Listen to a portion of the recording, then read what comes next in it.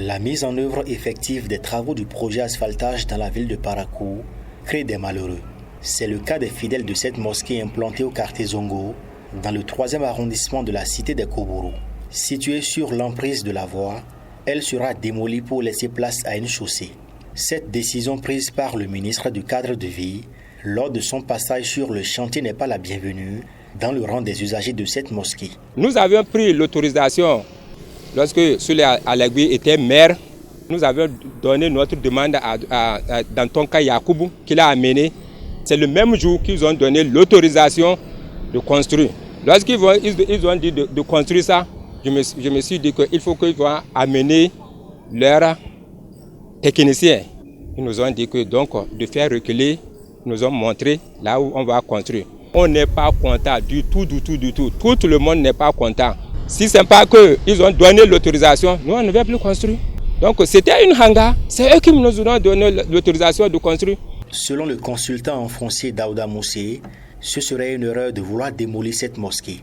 Une erreur qui serait justement partagée entre deux parties, notamment l'architecte en charge du tracé de cette double voie et le maître d'ouvrage des travaux. Par un seul geste technique, l'architecte pouvait éviter la démolition de cette mosquée. Et quel est ce geste? Il va falloir simplement qu'il dévie légèrement la voie. Donc, en lui attribuant cette erreur, voilà l'argument qui me pousse à le dire. Et si l'architecte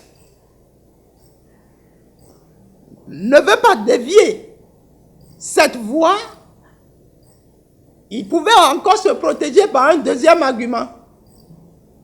Et le deuxième argument est que il peut expliquer que en déviant, en cherchant à dévier la voie pour protéger la mosquée, il pouvait créer devant beaucoup de dommages.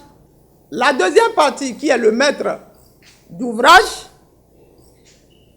et qui est soit l'État central ou la commune, a aussi sa part d'erreur. Avant que le projet ne démarre effectivement, il y a des études qui ont été faites par l'architecte. Et le rapport est déposé au maître d'ouvrage. Dans le rapport, il sera clairement mentionné qu'en considérant strictement la réalisation de cette double voie, la mosquée sera obligatoirement démolie. Cette situation, l'architecte doit la présenter dans son rapport qu'il dépose avant le démarrage effectif. Et quand le rapport est lu, l'autorité a pris connaissance.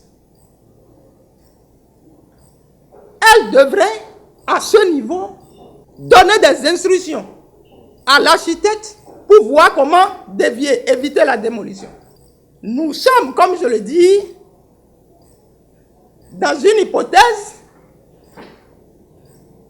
où on ne sait pas si la mosquée a un titre foncier, on ne sait pas si la mosquée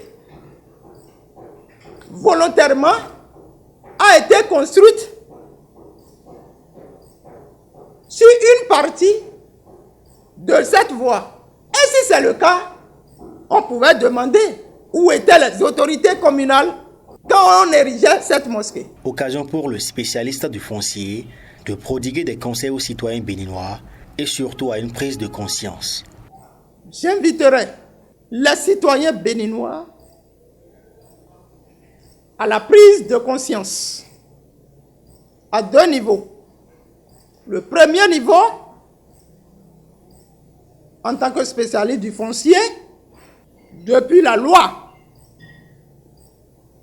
de 2013 sur le foncier, qui a été modifiée et complétée par celle de 2017, portant code foncier et domanial à la République du Bénin, nous ne reconnaissons qu'un seul droit. C'est le droit moderne, caractérisé par le titre foncier. Donc j'invite les citoyens à sécuriser leur propriété, parce que le bien fondé de cette loi sur le code foncier est la sécurisation foncière. Et cette sécurisation foncière passe aussi par le fait de ne pas démolir des maisons de culte telles que les mosquées. C'est aussi une sécurisation foncière. La route du développement passe par le développement de la route. Les fidèles de cette mosquée sont donc appelés à accepter cette mesure qui participe au rayonnement de la ville de Parakou.